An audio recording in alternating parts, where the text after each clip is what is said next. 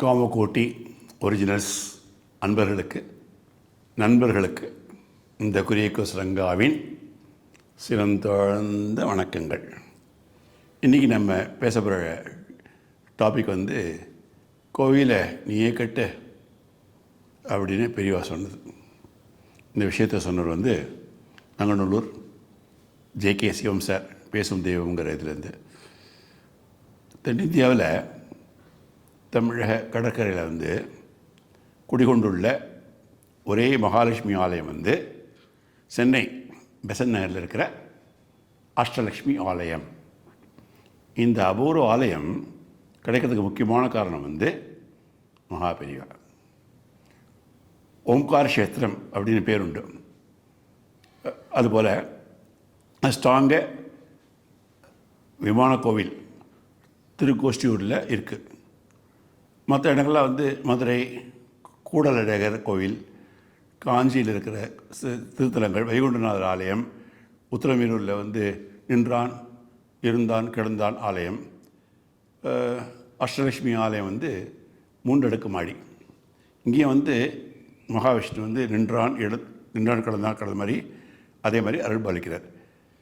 மூலவர் சன்னதியில் மகாவிஷ்ணு மகாலட்சுமி 2 பேர் நிற்கிற கோலத்தில் அருள் பாலிக்கிறார். ஆலயம் கிட்டத்தட்ட 65 அடி நீளம், 45 அடி அகலம். உத்தரமேரூரில் சுந்தரராஜ பெருமாள் ஆலயம் மாதிரி அமைப்பு. 3 அடுக்கில் விஜயலட்சுமி, வித்யாலட்சுமி, கஜலட்சுமி, தனலட்சுமி, ஆதிலட்சுமி, தானியலட்சுமி, தைரியலட்சுமி, மற்றும் விஷ்ணுவோடைய தசாவதாரம், குருவாயூரப்பன், இணேசர், தன்வந்திரி, ஆஞ்சநேயர் சகலமும் எல்லோரும் தரிசிக்கலாங்க. போனால் பெசன்ட் நகர் கடற்கரையில் மீனவர்கள் இருக்கிற ஏரியாவில் இந்த மகாலட்சுமியின் தர்பார். மற்ற 7 லட்சுமிகள் மந்திரிகளாக கூட இருக்க அரசாட்சி செய்கிறார். இது வரைக்கும் பார்க்கலன்னாக்கா உடனே போய் பார்த்துருங்க. முக்கூர் சீனிவாச வரதாச்சாரியார் அப்படிங்கிற பேர் ஆஸ்திகலோகத்தில் ரொம்ப பிரபலமானது. அற்புதமான உபாசகர். மணிக்கணக்காக பக்தர்களுடைய அவருடைய பிரசங்கத்தில் அசையாமல் கட்டி போடுற அந்த சக்தி கொண்டது அவருடைய பிரசங்கம்லாம். பக்தி ரசம் மிக்கது. மகாபெரிவான்னாக்கா அவருக்கு அபரிவிதமான பக்தி அவருக்கு. அடிக்கடி காஞ்சிபுரத்தில் மடத்தில் அவரை பார்க்கலாம்.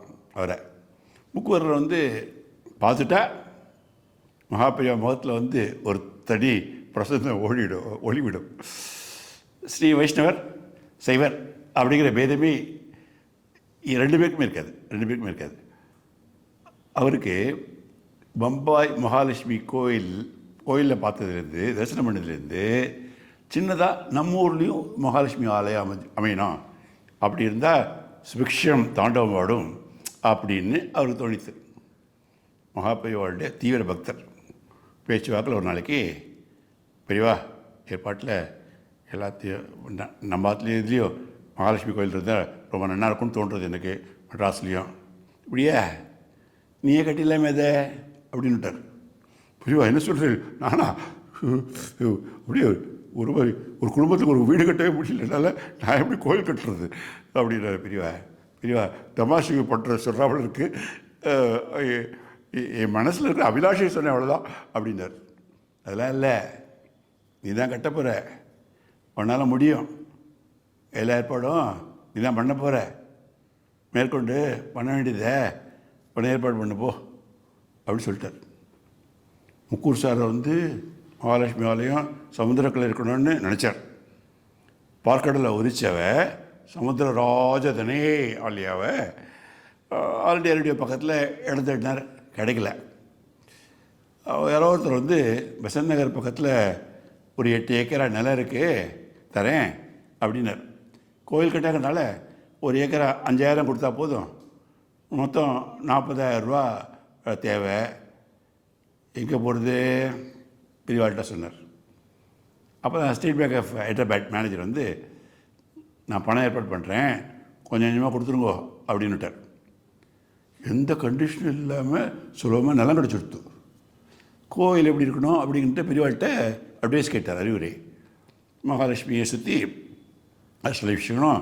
அஷ்டலட்சுமிகளும் மேலே சுற்றிலும் இருக்கும்படியாக தரிசனம் பண்ணும்படியாக மகாலட்சுமி மேல் கால் படாமல் இருக்கும்படியா சபதிகிட்ட சொல்லி விக்கிரகங்கள்லாம் வந்து மகாபெரிவாளுடைய இதில் ரெடி ஆகிடுச்சு.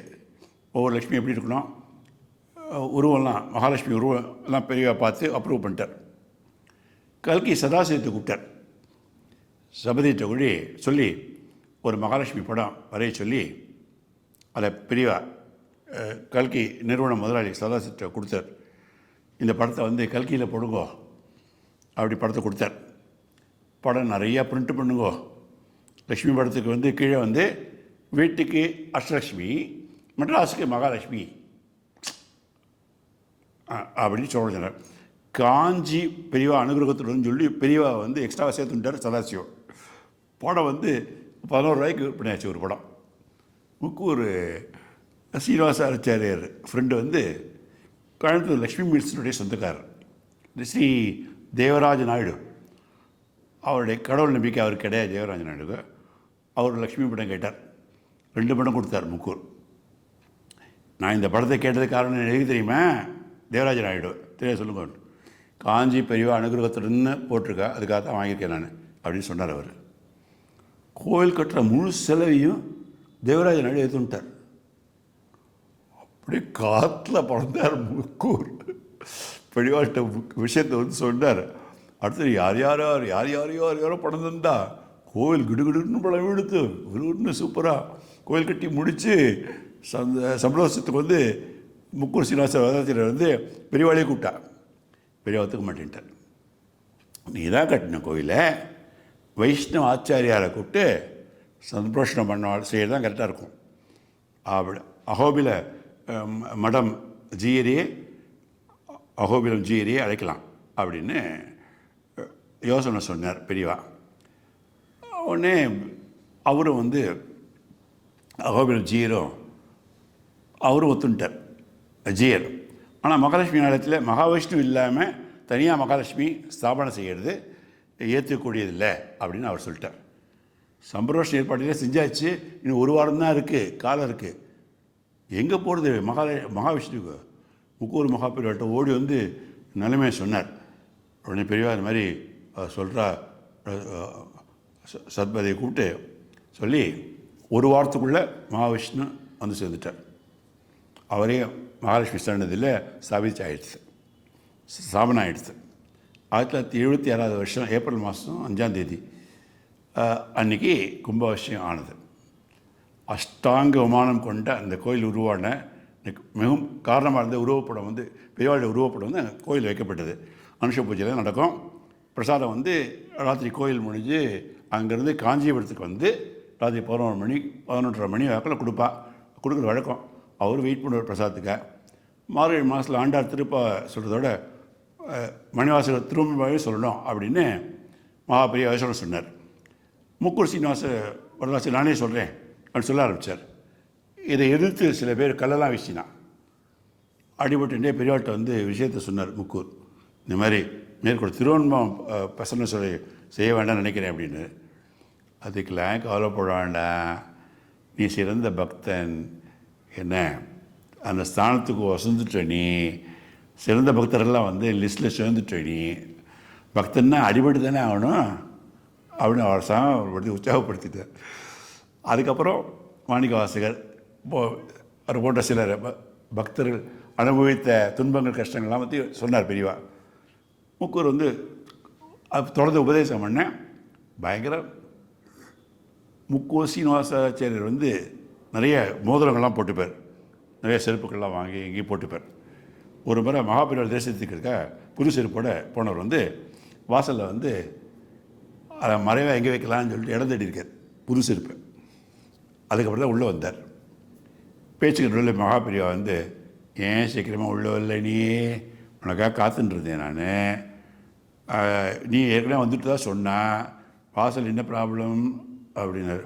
இல்லை புது செருப்பை ஜாகிரதையாக ஒரு இடத்துல தேடி வச்சுட்டு வந்தேன் அப்படின்னாரு. ஓ அதான் லேட்டா, செருப்பை சரியான இடத்துல வச்சியா அப்படின்னாரு. இதை கேள்விக்கு அப்புறம் முக்கூர் வந்து மோதிரங்கள் செருப்பு கிருப்பு எதையுமே போட்டுக்கிறது இல்லை. அஷ்டலட்சுமி கோயில் இன்றைக்கி கிடச்சதுக்கு சீனிவாச வரதாச்சாரிய சுவாமிகளை முடுக்கி விட்டு மகாபெரிவா திட்டமிட்டதுனால தான் கையில் காலனா காசு இல்லாமல் ஆரம்பித்தாலே வந்து மகாபெரிவா அனுகிரகத்தில் முக்கூர் சுவாமிகளுடைய முயற்சியில் இன்றைக்கி நம்ம கிடச்ச பெரிய வரப்பிரசாதம். முக்கூர் சுவாமிகளின் மகன் ஸ்ரீ முக்கூர் சீனிவாச ராகவன் ஒரு வீடியோவில் இந்த ஆலயம் பற்றி பேசினதை சமீபத்தில் கேட்ட பிறகு தான் மேலே சொன்ன விவரங்கள்லாம் ஆச்சரியமானது விளங்கியது, ஆச்சரியமானது அப்படின்னு சொல்லி ஜே.கே. சிவன் சார் சொன்னார். மகா பெரிவா சரணம்.